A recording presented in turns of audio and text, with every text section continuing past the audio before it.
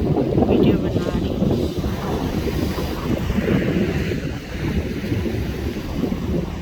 शरारतें कर रहे हैं अपने मालिक और मालिक के साथ।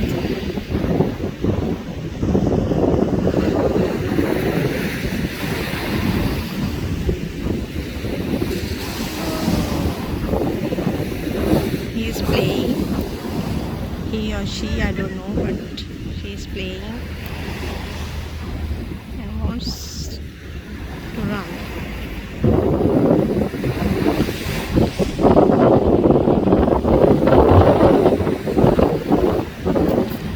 Okay, now the sun is going to down.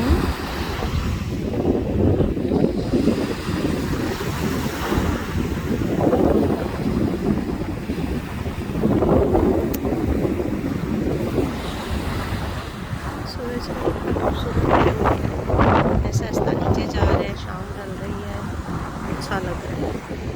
Different colours आसमान के, समंदर के, बीच के।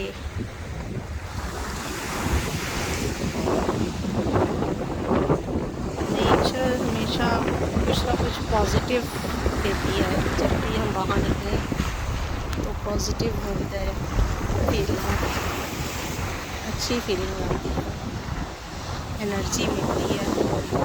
घर से टाइम निकालना मुश्किल होता है, but it's good to go out, to sit outside with the nature.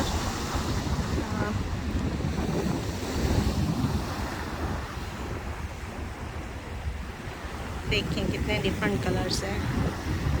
वाह,